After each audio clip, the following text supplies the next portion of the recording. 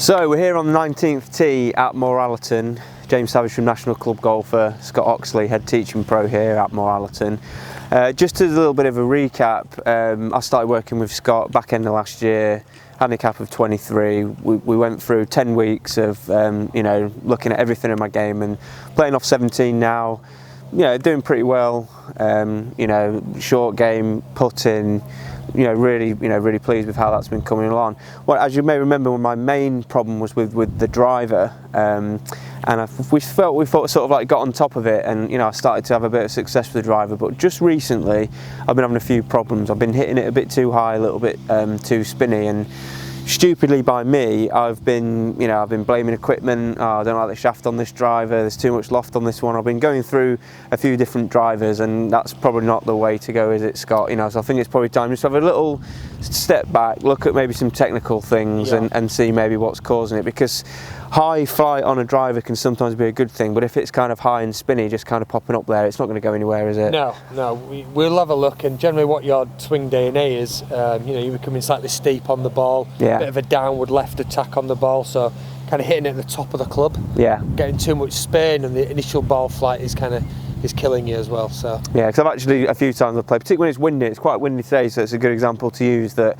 I've even thought I'm just going to put the driver away, and I've been hitting like 3 hybrid, and that's been working for me fine. But I'm determined to not, I don't want to discard the driver. I want to use it a lot. I want to get confidence with it again, like I did have a little while back, because I was really enjoying my golf when I was looking forward to my tee shot. So we're going to play a little bit of golf here today, hit a few tee shots, go out onto the course, and Scott's going to maybe analyse maybe where I'm going wrong and get some stupid thoughts out of my head, like just basically trying to blame the equipment, which is ridiculous. I know that, so that's what Scott's here for, and hopefully he can get me back on the right path.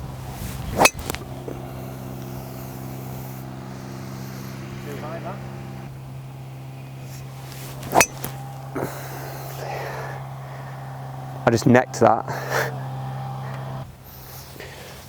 So Scott, we've hit a couple of alright drives there off the 27th tee.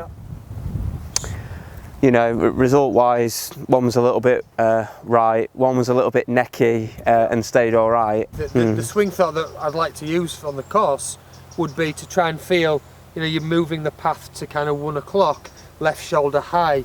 You've got tendencies to get the left shoulder going left and the path working, say, 10 o'clock. So that would always be your kind of get out of kind of jail swing thought, is to feel to 1 o'clock. So I don't want to be feeling like I'm going left. You left. Need to go to the side where the ball kind of goes to. Kind of the opposite, really. You need to feel that you're swinging out to the right. There it is. That's the one I've been struggling with a bit. So we've seen 2 drives on that last hole there, where the swing path, you said, was looking okay coming from the inside, which you may remember was one of my initial problems, that I was getting the swing path outside. So I've started to get the club inside, but what Scott has noticed there is I'm not quite releasing the club through to square the club face at impact. I might be coming in like that, and the ball's actually going off in that right. So it's more of a block than a slice. Now we actually found when we went to get the balls that the distance of the shot had stayed pretty good, which again is a good sign that the ball's not got that massive left to right slice shape on it, because that loses loads distance, particularly into the wind. So Scott's identified that for me the key here is to make sure I release that club. So we've been doing a few drills. We did a few one-handed drills to get the feeling, like Scott said, almost like a backhand in tennis, to feel the club staying on that nice circle and delivering that club head, releasing through like that.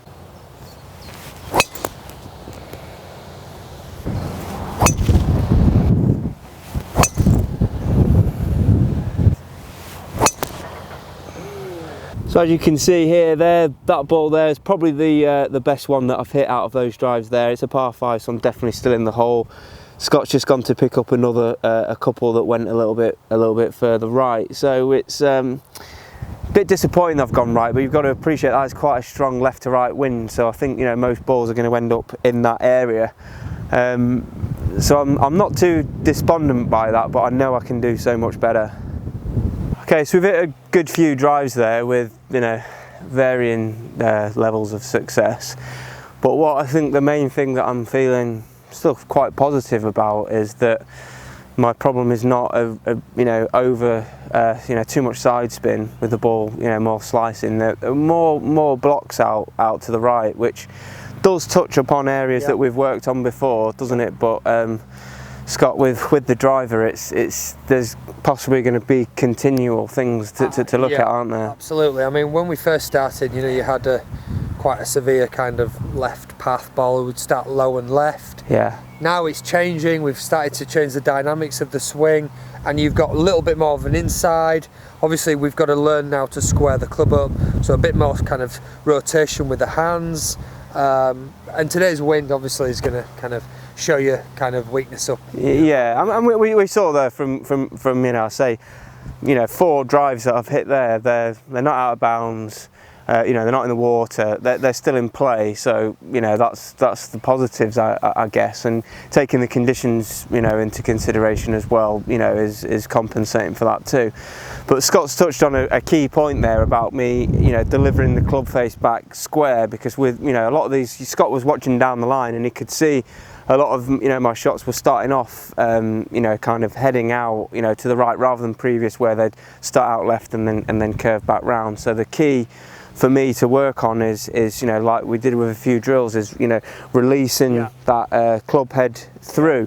So what we're going to do next time is, I've got plenty to go away and work on and practice, but next time we're going to go out onto the practice field. Scott's going to get the TrackMan out, and we're going to, you know, look at you know, how the data's coming into play, work at, you know, look at whether or not I am, you know, able to kind of square that face, check to see if that path is still on the end side. And I think that, you know, what you've seen today and what we can look at with TrackMan is going to give us a clearer picture, isn't it? We have a little bit more idea on where the numbers and where the path and the face, you know, are together really, and see what we can do to tweak it. Like I say, we've touched on a few things on the tee back there, you know, slightly closing the face, getting the feeling of left shoulder high. We'll see what the numbers come out next session.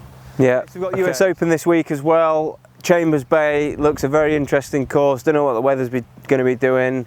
Who's your pick, Scott? Who's your money on? I would like Justin Rose.